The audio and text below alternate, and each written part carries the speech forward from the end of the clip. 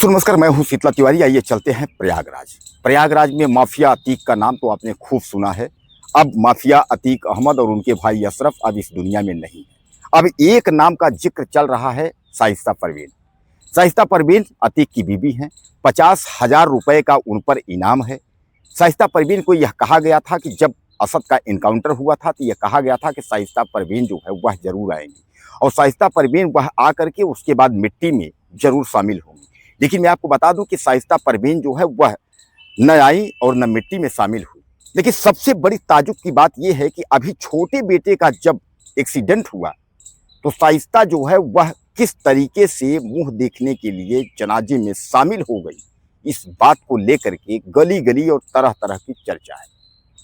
यानी तमाम लोग कह रहे हैं कि इतना पुलिस फोर्स होने के बावजूद शाइस्ता परवीन अपने छोटे बेटे का मुंह देखने के लिए मिट्टी में कैसे शामिल हो गई, इस बात को लेकर के सब अपना अलग अलग जो है राय जो है जिक्र कर रहे हैं।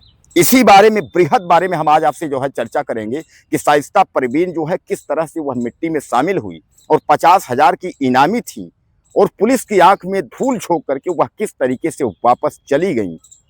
आप सुनेंगे तो आपके होश उड़ जाएंगे। पूरा वीडियो आप लास्ट तक देखेंगे तो आपके समझ में आ जाएगा।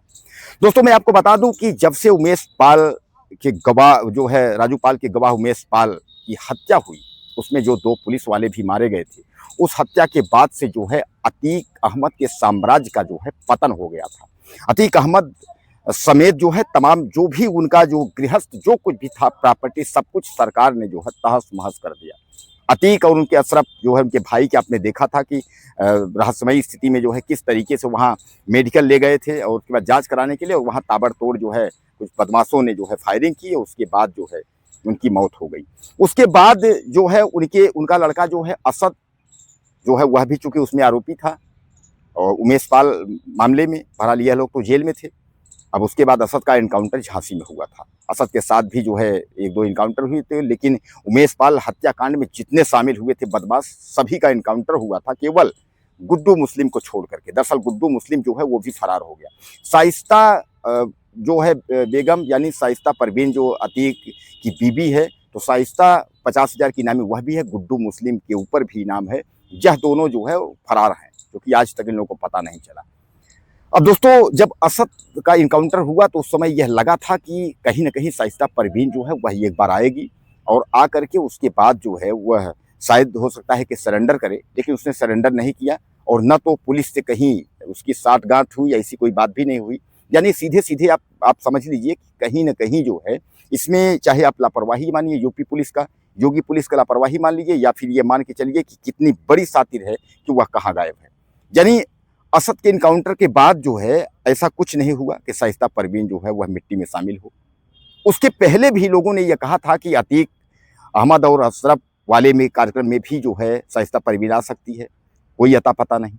लेकिन अभी जो एक्सीडेंट में यानी जो है इन सबसे छोटे बेटे की जब मौत हुई अरमान की, तो अब उसमें कहा यह जा रहा है कि शाइस्ता परवीन जो है वह आई थी और भारी जुलूम था। दरअसल औरतों का जो है बुरके में काफ़ी सारी औरतें जो है मिट्टी देने के लिए आई थी और उसी में शाइस्ता परवीन भी आई थी और बच्चे का अपने बेटे का मुंह देखकर उसके बाद मिट्टी दे करके उसके बाद चली गई थी। ऐसा जो है सोशल मीडिया से लेकर के तमाम टेलीविजन चैनल पे जो है ये खबरें तैर रही हैं।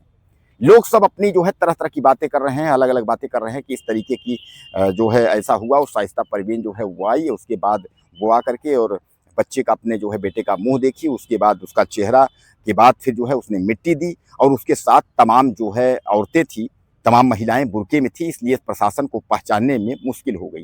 दरअसल मैं आपको बता दूं जिस वक्त जो है ये कब्र यानी मिट्टी पर का कार्यक्रम चल रहा था, उस समय जो है आपसे बताएं कि गिने चुने उनके रिश्तेदार और वो सब लोग थे। प्रशासन जो है वह केवल भीड़ नियंत्रण में लगा हुआ था कि किसी भी प्रकार का जो है दिक्कत ना हो, तो भीड़ कंट्रोल कर रहा था। उसके बाद जो है वहाँ निगरानी उतना निगरानी नहीं थी।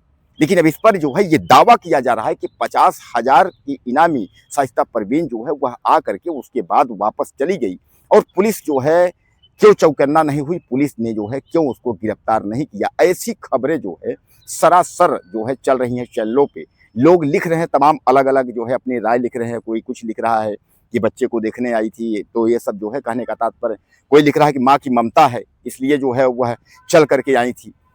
तो दोस्तों इस तरीके की जो खबरें हैं इस पर जो है अभी तक आधिकारिक की अगर हम बात करें, लिखित जानकारी की बात करें या स्पष्ट किसी की जानकारी की बात करें तो ऐसा कुछ नहीं है। सबने जो है अफवाहें उड़ाई है और चारों तरफ अफवाह है। ऐसा कुछ नहीं है कि शाइस्ता परवीन जो है उस कार्यक्रम में आई थी, यानी मिट्टी के समय आई थी, ऐसा कुछ भी नहीं है। क्योंकि मैं आपको बता दूं कि हर चैनल पर, यूट्यूब पर या आप देखेंगे कहीं कोई लिख रहा है कि शाइस्ता परवीन जो है गिरफ्तार हो गई, कोई लिख रहा है मुठभेड़ हो गया, कोई कह रहा है कि वो पकड़ी गई, कोई कह रहा है आएगी। यानी कहने का तात्पर्य जो है जिसके जो मन में आ रहा है वो अपना जो है लिख रहा है।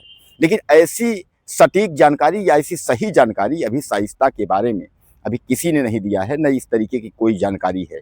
लोग अपनी अपनी राय रख रहे हैं, लोग अनुमान लगा रहे हैं।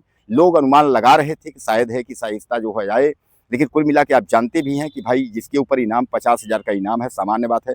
पुलिस चौकन्ना है, योगी पुलिस है, चारों तरफ से वो देख रही है। अगर कोई व्यक्ति इस तरीके का अगर इनामी है और अगर ऐसे कार्यक्रमों में आता है तो यह जरूर है कि उनको उस समय डिस्टर्ब नहीं किया जाएगा, लेकिन बाद में उनकी गिरफ्तारी जो है पुलिस गिरफ्तार कर लेगी। तो कहने का तात्पर्य यह है कि ये जो भी खबरें हैं, ये खबरें जो है भ्रामक हैं एक तरीके से, और खबरें अपवाहित हैं एक तरीके से। आप समझिए कि इस खबरों पर जो है भरोसा न करिए। आपका क्या कहना है लिखिएगा ज़्यादा से ज़्यादा। चैनल को सब्सक्राइब करिए। अगली वीडियो में